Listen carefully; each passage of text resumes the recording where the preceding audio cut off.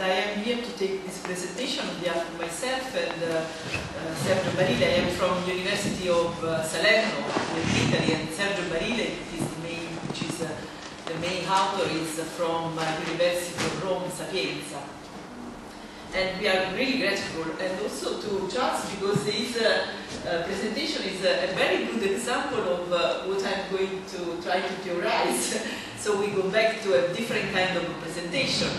And before starting, I would like to focus on a little premise, and then I go to the outline of our presentation with a typical pathway of our purpose, findings, methodology, and so on. The premise. Why we are here? Are we here? Because we actually are business scholars. So we take the perspective of social sciences and in particular of business management.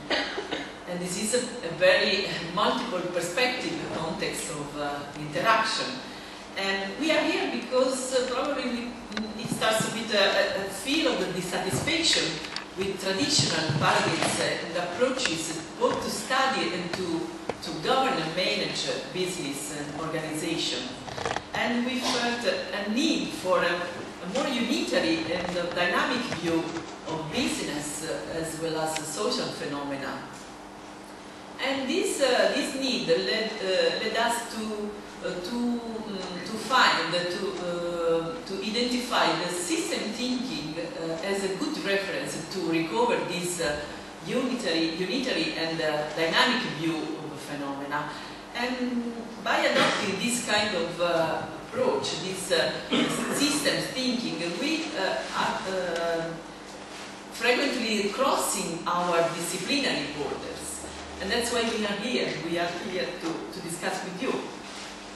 And with the aim of having some stimuli and insight from your very different perspectives. And what I would like to focus on here is that it is just mainly a concept of reasoning, and it needs to be enriched and integrated with empirical research. And this is the reason why we want to discuss with you, to propose our perspective and to start a discussion on it. So the aim is in particular related to the subject of the conference. Each of the words of the 10 conference theme, life, energy, syntropy, and resonance, are related to our tools. And so our aim is to try to understand the condition of viability of individuals and their organization from a social sciences and business management perspective. So we talk about viability, and we apply this methodology, the viable system approach, to study both individuals and organizations' viability, and interpreting them as interaction processes that are activated by the pursuit of goals and by the need to gain access to resources. This is the main point of our approach. Its roots are in system thinking. As you know, the main reference is that of Bertalanffy, this general system theory, and has been applied in very different disciplinary domains.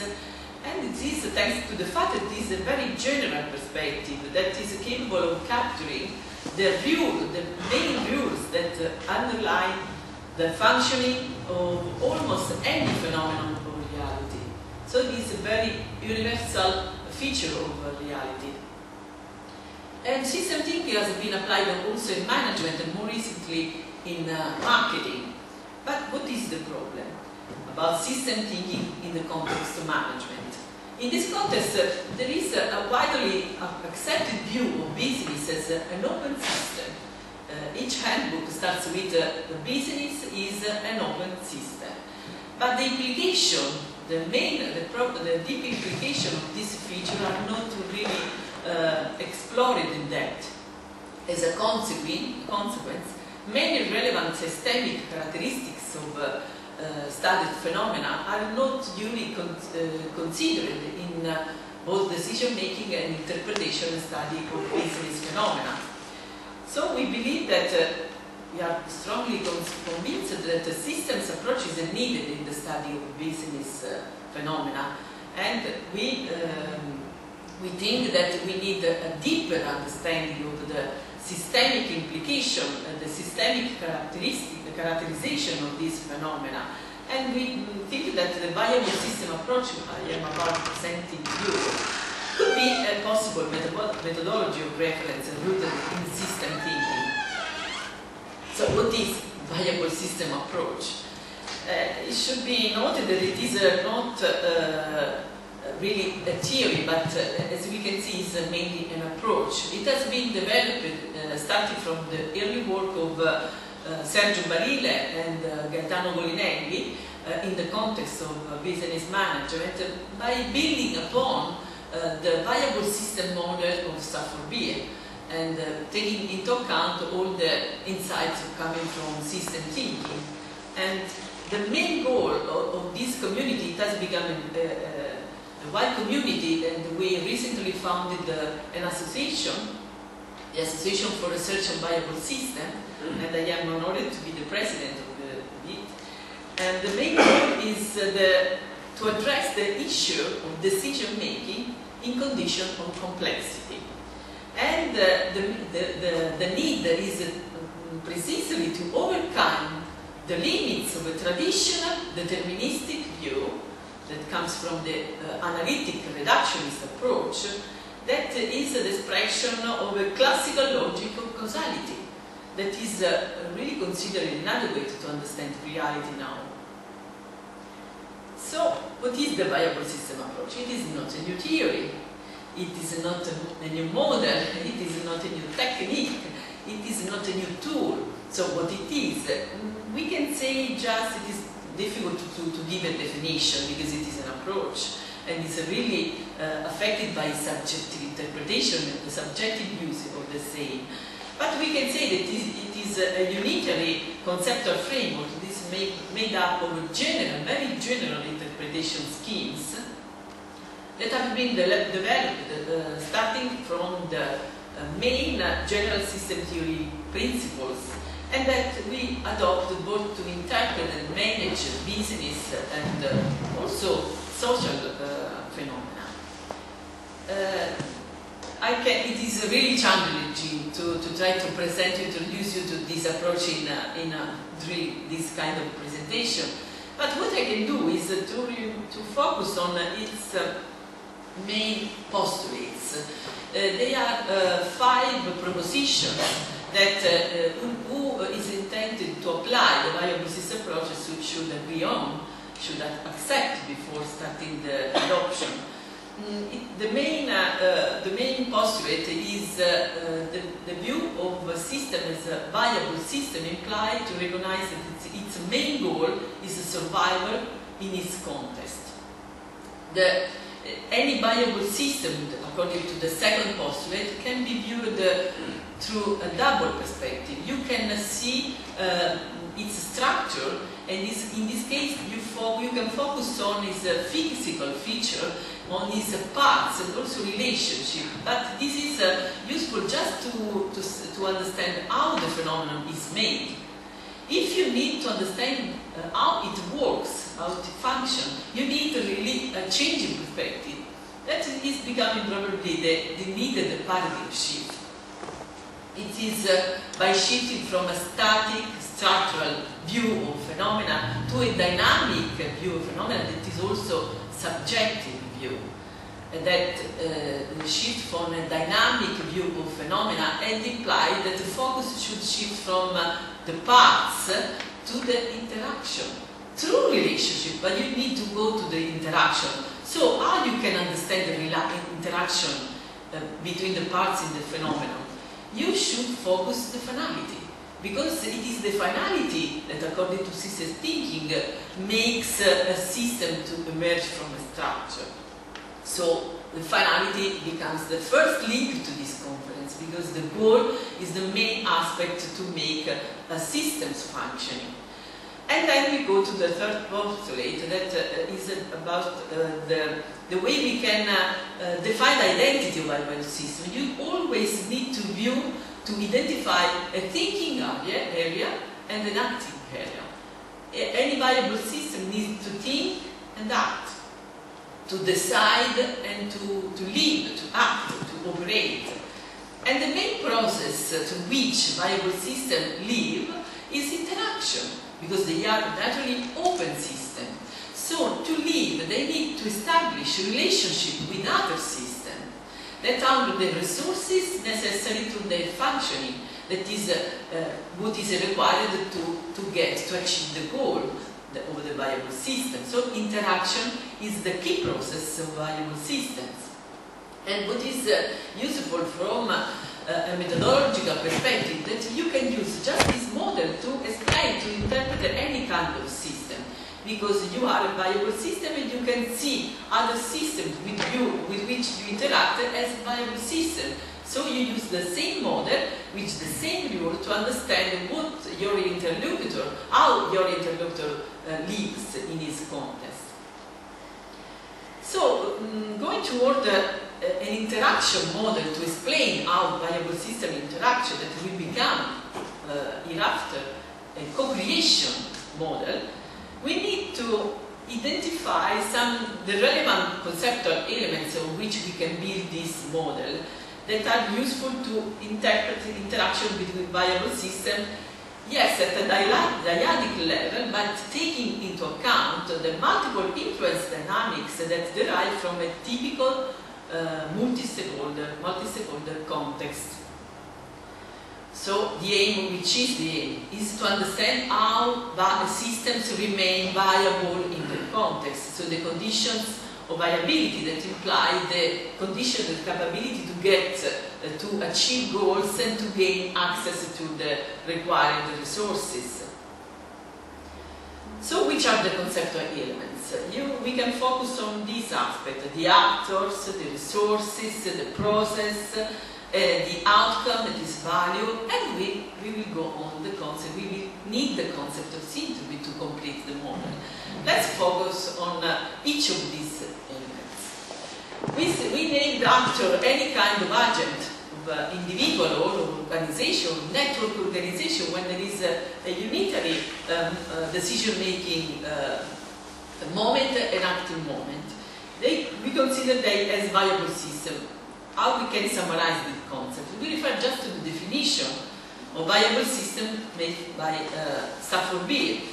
A viable system is a system that is able to survive and remain united, integral in its context, is homeostatically balanced both internally and externally, and possesses mechanisms of the opportunities for growth and learning, development, adaptation, interested to become more and more effective in its environment to remain viable. Maybe everyone can agree on such a kind of definition, of very general representation of any kind of system, both individual and organization. Starting from this definition, we can identify the three main conditions, systemic conditions that qualify viable system or any kind of system. The openness, it implies the ability to exchange resources with other systems in the context in a selective manner. Contextualization, that implies the search for viability just through interaction with certain privileged selected entities that we call suprasystems that own the resources necessary to the system, to its survival. And finally, the dynamism that implies the capability to evolve with, in accordance with a dynamically changing environment. So, what happens when a viable system starts to live, to interact? It implies, it defines a context that can be represented in this way, both internally and externally. If you look at the two representations, you can, in the first one you can identify the main viable system as characterized by decision-making and an operative structure area. But inside, as an organization, He has other viable systems that are what we call the subsystems. But in the shifting on the external environment, we find other viable systems with which our system needs to interact. So what is interesting to note about this? We are talking about an internal and external context. But this distinction, this our main interpretation scheme, we are used to define, to draw boundaries and borders, is relevant just from a structural perspective. The boundaries, when the system emerges from the structures really vanish. So when the system functions in reality, it involves in its dynamics everything he can just see in the environments. So it's fundamental to distinguish between the structural view and the systemic view, because in the systemic view there are no boundaries, no separation, even if you try to draw it. And this has a relevant implication for management. So let's shift on the second element, the resources. Resources are owned by other systems, or at least controlled by other systems. And the system itself can be viewed as a resource to use in a context in an organization context. So to survive, the system, as we told before, needs to establish a relationship with other systems to gain access to resources that we call suprasystems. So what is relevant? To establish a good relationship that implies that the decision maker should engage other systems that are characterized by different expectations, perspectives and finalities, and needs to harmonize this different perspective to make them to go towards the same process. A distinction that has been proposed recently in the research community of marketing is proposed to distinguish between the concept of operand and operant resources. The operand resources are that you need to act upon to have an effect, but who acts upon? And operant resources. So we distinguish the actor and the operant resources.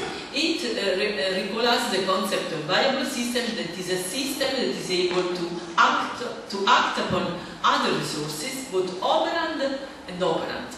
And the key element that is what makes effective this process of using resources. Just the knowledge endowment of the system. Its value is not embedded into resources, but will be extracted through interaction with the resources thanks to the knowledge endowment of the system.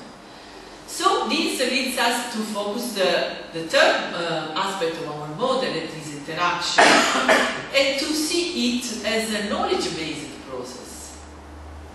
And it means that we can interpret the interaction as a knowledge-based process in which the cognitive capabilities of the system are relevant to produce the expected outcome from the interaction, to get the goals, to achieve the target.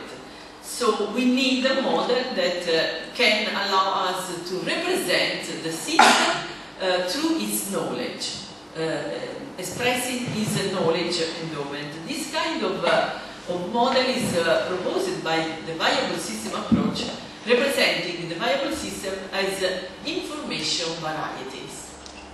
What does it mean? That we represent the variety, the whole variety that characterizes the knowledge identity of a system as a result of an ongoing living and learning process through this three dimensions. The first is the information unit. They are like the data. Any knowledge has some parts of data inside. But what is relevant, the next step, the dimension of the interpretation schemes that are like the mental models that are really responsible for processing information. They can be general synthesis as it are applied or in a context or remain at a general level. But if we stop at this level, if we disregard the most relevant dimension of viable system knowledge, that is that of the values.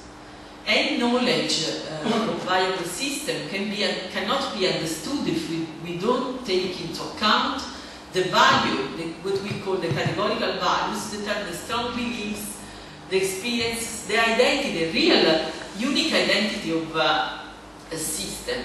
We will go back on this model hereafter.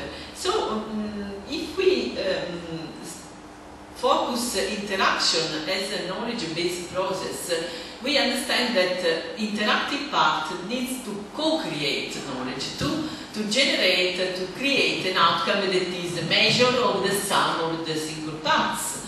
So, if we focus at the dyadic level, we can use this information variety model and we can understand interaction between systems, between individuals and organization, through the information variety model.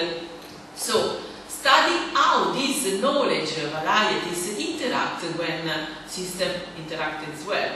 To better explain this process, let's take the point of view of a viable system, of an information variety, and reflect upon what happens when it is exposed to a flow of information.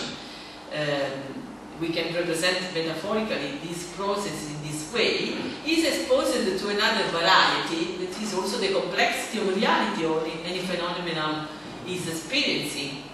What happens is that it will select just some items of this through perception. Just some items will be selected by the system, and we pass to the second phase of the process, that is the filtering phase, through which that selected items will be really processed by the variety, and with which outcome that the initial variety will change, will vary after interaction.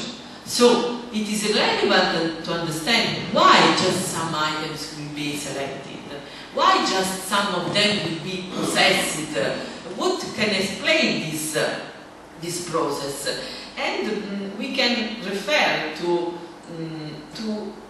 consider metaphorically what are the materials this sieve is made of, to explain this selection of items. Why our mental models, our interpretation schemes select in process information in a selected manner, and which is the main factor.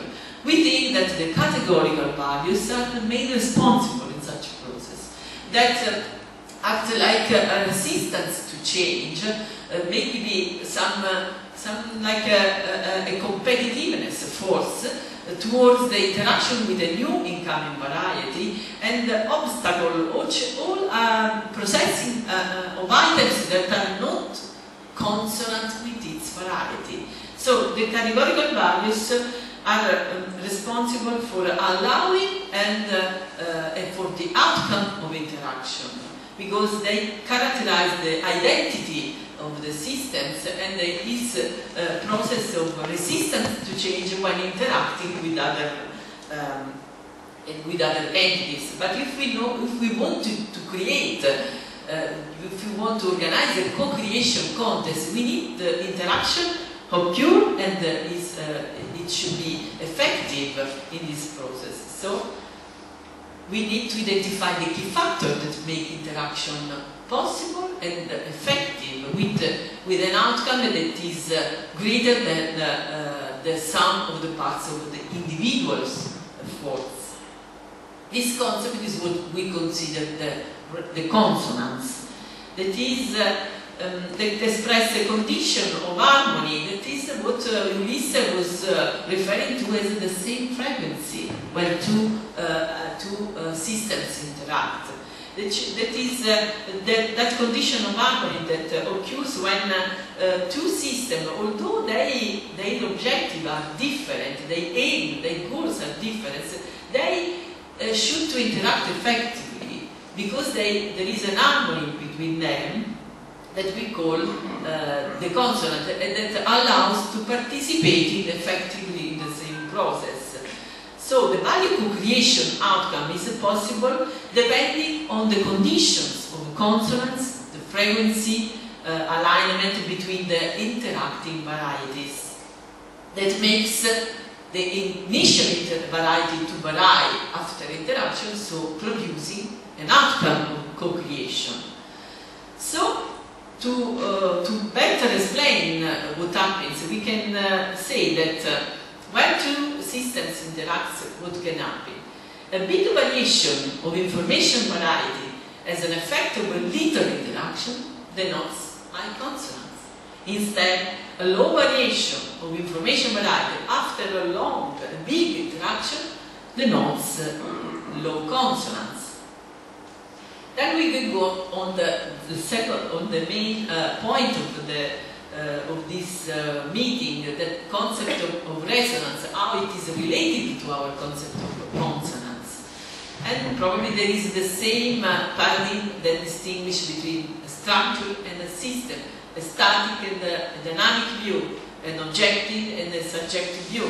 The concept of resonance, that, as you know, is normally defined as a convergence of forces, is that express the emerging of synergies between among the interacting varieties, and we can refer to the resonance, what is the process and the outcome of a consonance-based interaction, and that make the co-creation possible. So the efforts of two actors combined in a dynamic process in presence of particular conditions of growing consonance, that means the alignment of this interacting variety, generate what we call resonance. So resonance is the possibility of interaction to become more effective over time. That is, in our terms, also we can consider as a life energy value co-creation outcome of viable systems. So going to the last point, the concept of value is totally redefined in our perspective, because it implies that it is not embedded in objects, but it emerges from interaction. So the viable system approach considers value as the measure of the contribution that each entity can offer to an interactive, to a co-creation organization by participating to an interaction process. So value is subjective, is emergent, is contextual, is interactional. It implies to take the perspective of the observer. It implies to consider that it emerges dynamically from the process of interaction. It is not embedded in the object. Any value is embedded.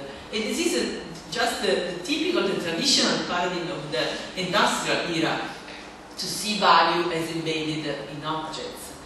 So, going to focus our interaction model suggests us to focus on co-creation, and the co is the critical part of this process, because it implies to create together, to participate in the same process, and to make the contribution to co-creation possible. So the co implies that the process is a multi-actor, is a contextual, and is emergent, as we told before.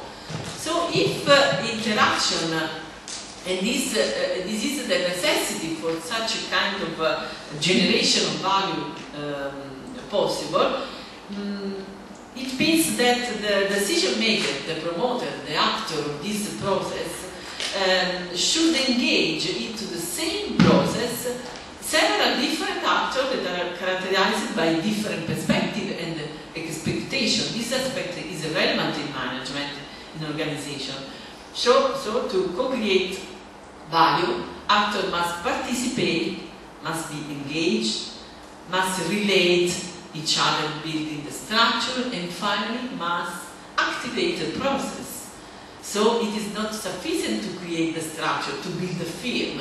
What that really makes the actor is the systems that dynamically emerge from the structure, from the enterprise we build. So in a typical multi-actor network, we can imagine how it can be complicated to harmonize different perspectives and different expectation to make all actors to converge towards a common goal, towards a common process. And this is where some questions will emerge. How does this subjective participation in this process affect the outcome and the process of interaction? Is participation both a necessary and also a sufficient condition to generate, to create value?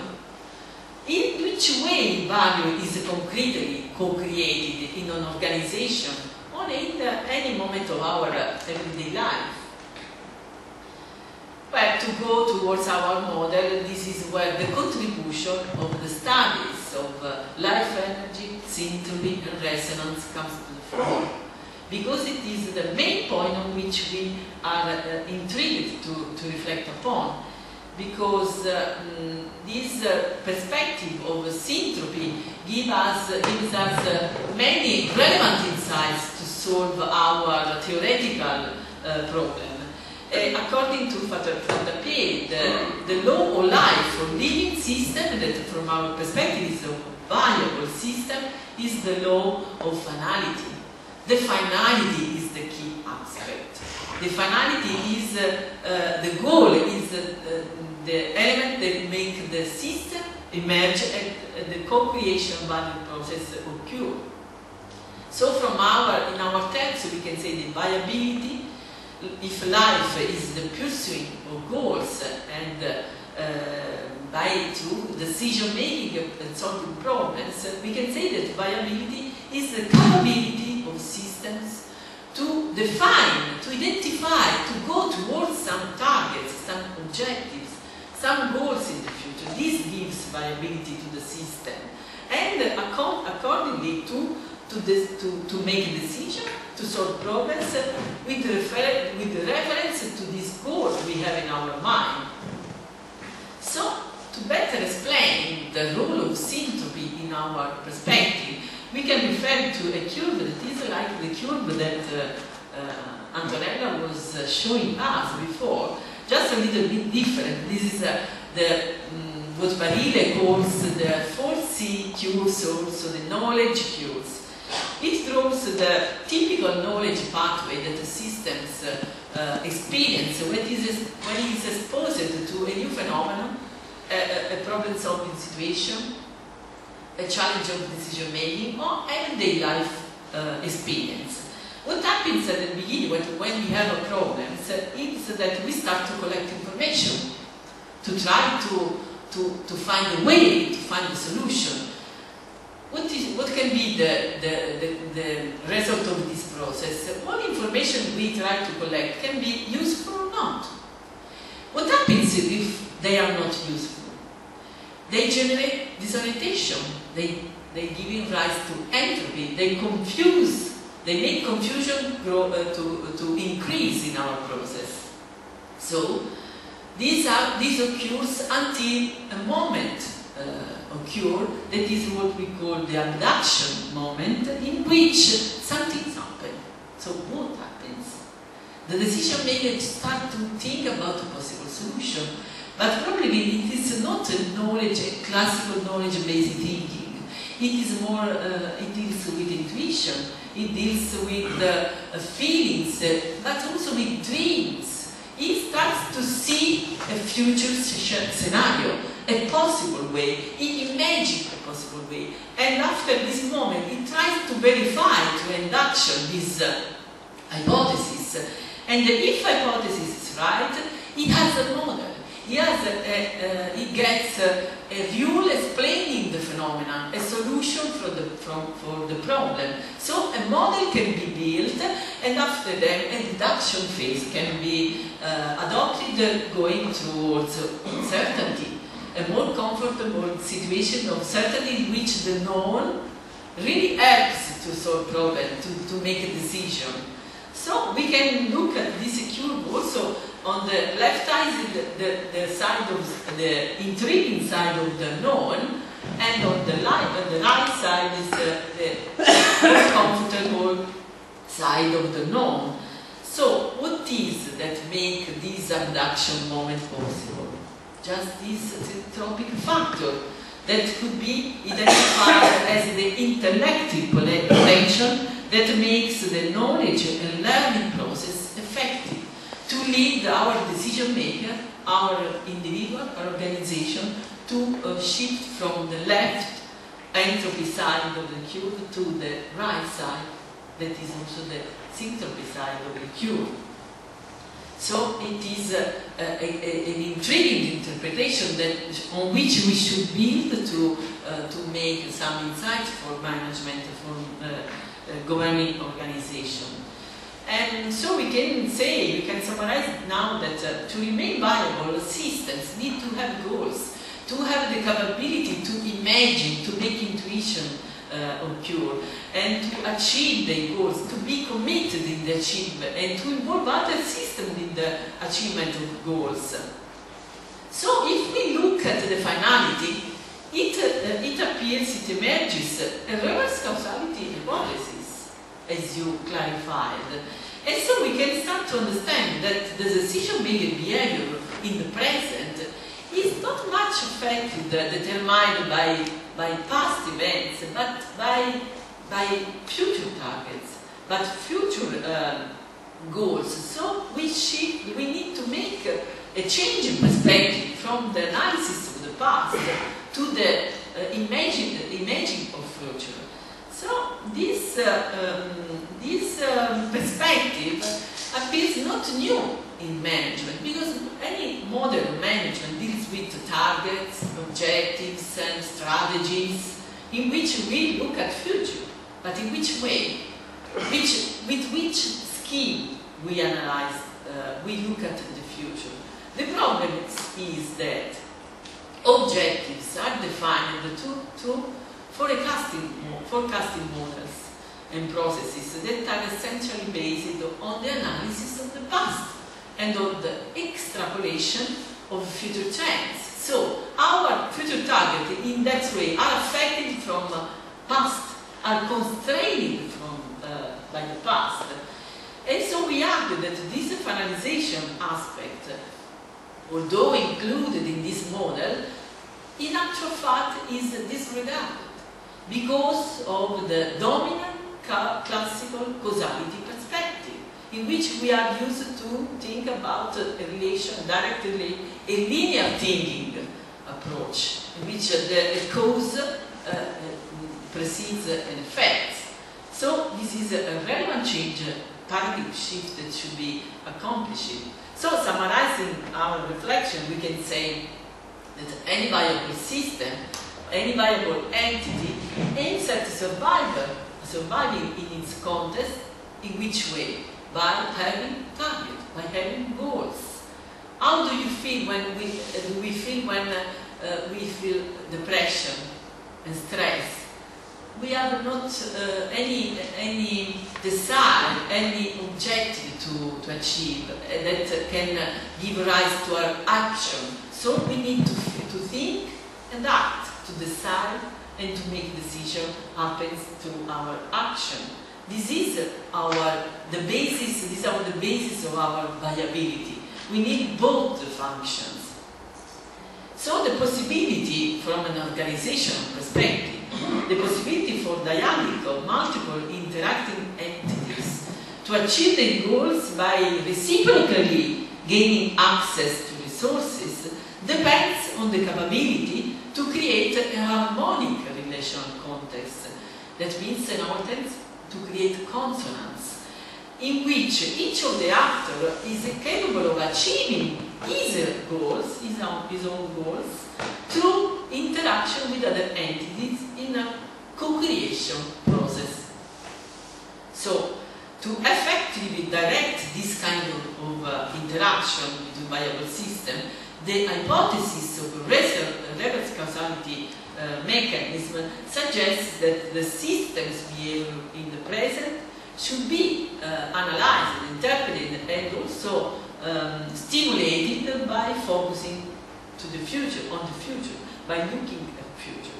This is a relevant change in perspective from a view focusing on the past to a view that look at the future, that may represent a relevant contribution to management studies and helping to understand the behavior of decision makers in conditions of complexity. Because what is complexity?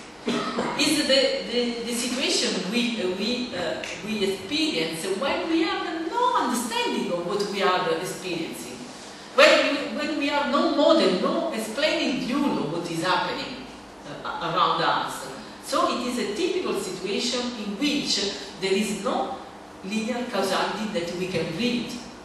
It's the unknown that gives rise to complexity. It's not much a matter of complication, of a big, huge variety, as we refer usually with globalization. It's too much variety to deal with. It is not a problem of variety, because our computers are able to manage to deal with a huge variety. It's a matter of subjective incapability to understand what is happening. And this also explains why one subject can find simple a situation and another one complex. Complexity is a subjective problem. It is not in the problem. It is in our approach, our way to interact with the problem. So, which are the managerial implications of these reflections?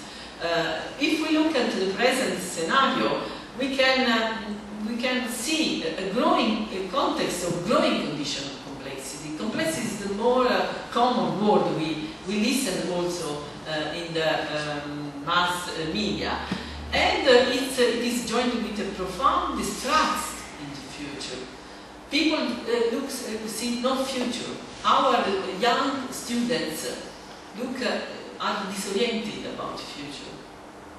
And this approach is characterized by conditions of emergence in which, in a very incorrect way, manager deals with this kind of situation with a tactical approach, trying to force their model to the situation, and instead of looking outside the box, instead of opening their mind. So there is a need of a long thinking that is capable of looking at the future, identifying new goals, new scenarios, even inventing new possible scenarios. We cannot talk about sustainability in a classical manner. We should really decide a sustainable goal if you want to achieve it. So this finalization aspect is really very relevant. So the visioning and commitment capabilities are relevant for management.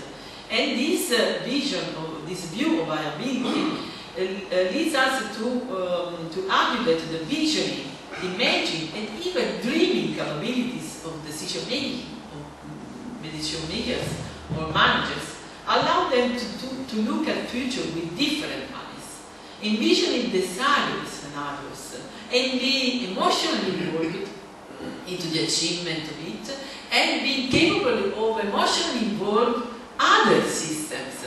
And in this way, we can say that this hypothesis of a supercausality that makes a complementarity between entropy and syntropy gives rise to the emergence of a sort of a collective consciousness that is an entity that does not physically exist, but we can experience its existence when we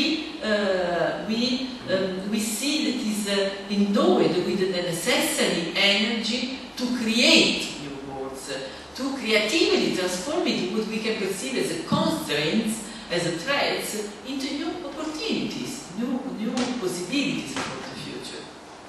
So concluding, we can envisage future scenarios according to the Syntropy perspective, and we highlight a gap in current managers' knowledge that really suffers from the approach dominant in the area of technical specialization, that of the industrial era.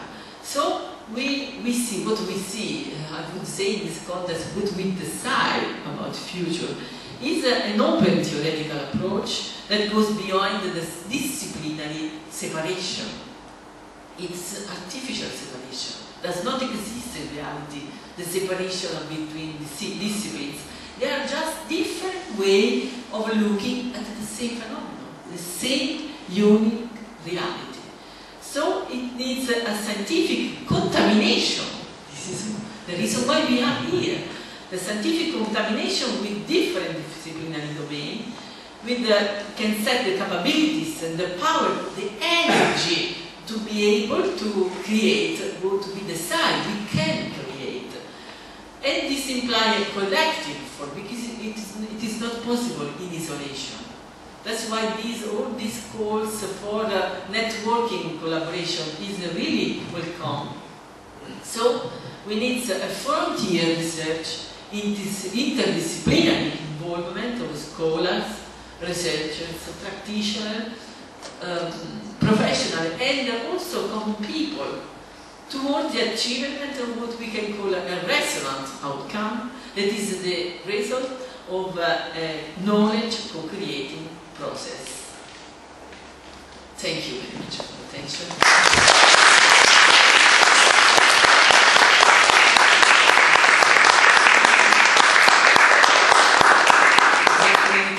Yes, you're perfect. Because after Mr. Morning very exciting presentation, I can understand that this time is almost the lunch time, so what about questions?